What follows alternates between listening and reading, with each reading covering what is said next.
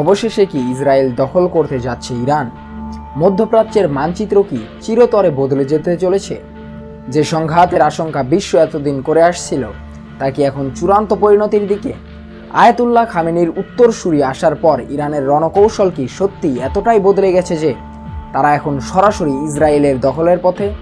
এমনকি খোদ ইসরায়েলি প্রধানমন্ত্রীর মৃত্যু নিয়ে যে চাঞ্চল্যকর খবর ছড়িয়েছে তার সত্যতাই বা কতটুকু?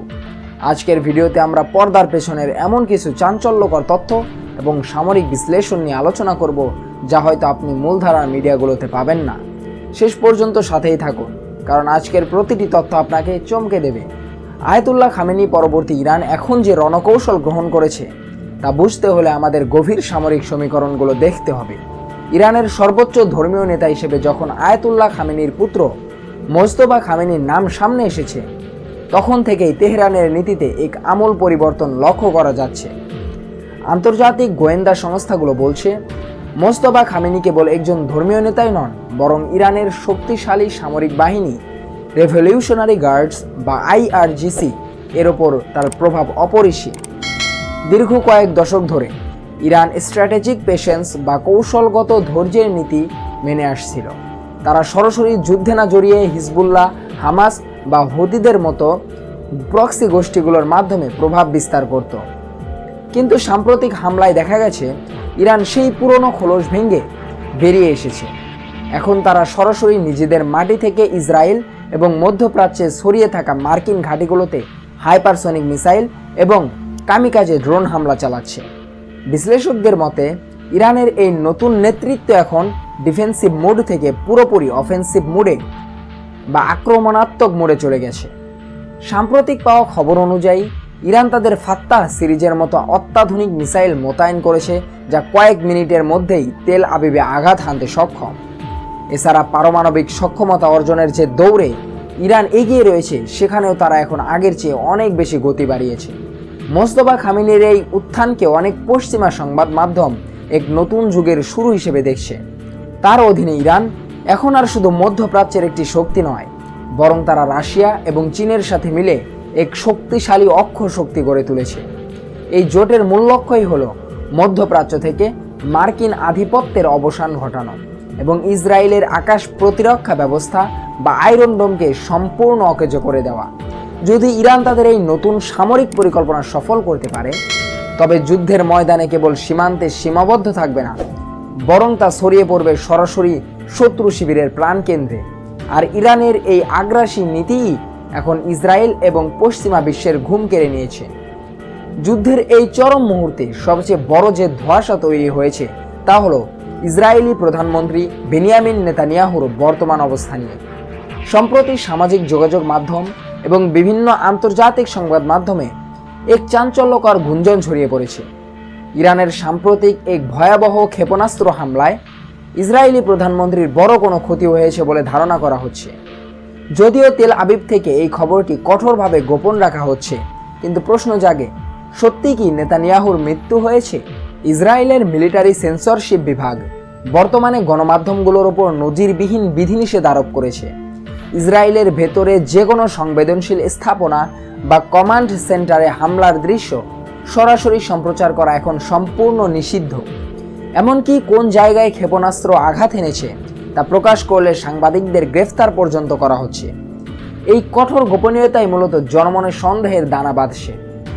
বিশ্লেষকরা বলছেন, যদি ইসরায়েলের প্রধান নীতি নির্ধারণী কেন্দ্র বা কমান্ড বাংকারে ইরানের কোনো নির্ভুল ক্ষেপণাস্ত্র আঘাত হেনে থাকে, তবে তা কেবল সামরিক বিপর্যয় নয়, বরং একটি বড় রাজনৈতিক শূন্যতা তৈরি করবে। যদি এই জল্পনা সত্যি হয়, তবে এটি হবে ইতিহাসের অন্যতম বড় মোড়। কারণ এই মুহূর্তে ইসরায়েল এমন একটি পরিস্থিতির মধ্য দিয়ে যাচ্ছে যেখানে নেতৃত্বহীনতা মানেই চরম পরাজয়। ইরান কি তবে সেই গোপন ইন্টেলিজেন্স ব্যবহার করে এই মোক্ষম আঘাতটি হেনেছে? আমরা দেখেছি ইরান তাদের ফাত্তাহ হাইপারসনিক মিসাইলের মাধ্যমে দাবি করেছে যে তারা ইসরায়েলের সব প্রতিরক্ষা স্তর ভেদ করতে সক্ষম।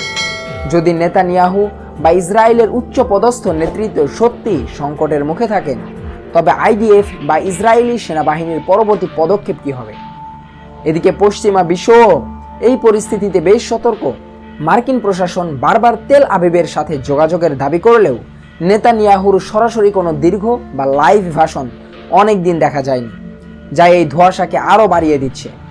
যদি ইসরায়েল নেতৃত্বহীন হয়ে পড়ে, তবে ইরান কি তাদের অপারেশন ট্রু প্রমিস এর চূড়ান্ত লক্ষ্য অর্জন করতে পারবে? সামনের দিনগুলোতে হয়তো এই রহস্যের জট খুলবে, কিন্তু আপাতত এই গুঞ্জনই এখন মধ্যপ্রাচ্যের রাজনীতির কেন্দ্রবিন্দুতে পরিণত হয়েছে। মধ্যপ্রাচ্যের এই যুদ্ধ এখন আর শুধু ইরান আর ইসরায়েলের মধ্যে সীমাবদ্ধ নেই। ইরানের রণকৌশল এখন অনেক বেশি বিস্তৃত।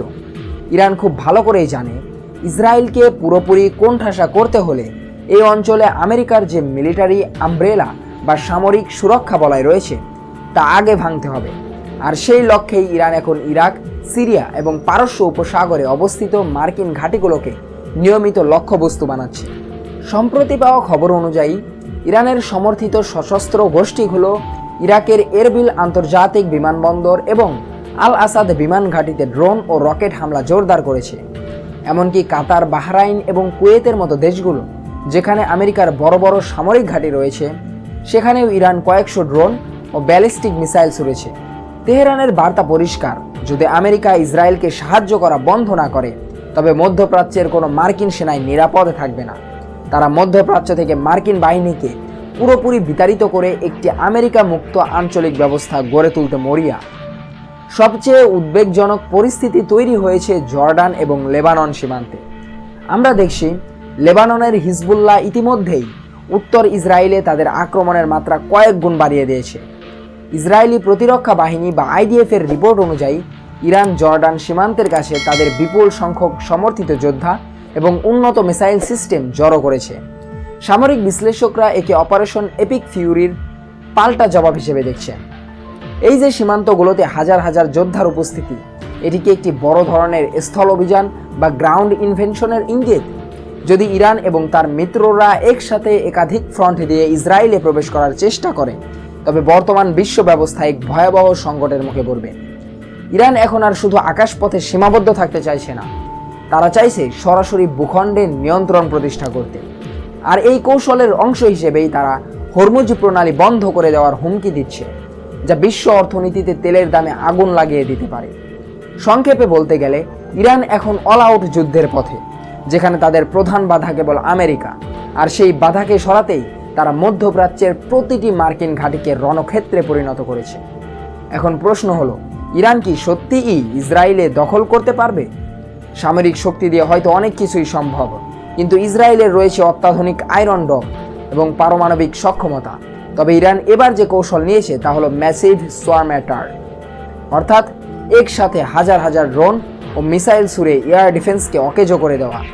যদি ইরানের এই কৌশল কাজ করে এবং ইসরায়েলের অভ্যন্তরীণ শৃঙ্খলা ভেঙে পড়ে, তবে মধ্যপ্রাচ্যের ইতিহাসে নতুন এক অধ্যায় শুরু হবে। বিশ্বের পরাশক্তিগুলো এখন দুই ভাগে বিভক্ত, একদিকে রাশিয়া, চীন, ইরান অক্ষ শক্তি, অন্যদিকে আমেরিকা ও ইউরোপ। এই যুদ্ধ আর কেবল দুই দেশের মধ্যে সীমাবদ্ধ নেই, এটি এখন তৃতীয় বিশ্বযুদ্ধের হাতছানি দিচ্ছে।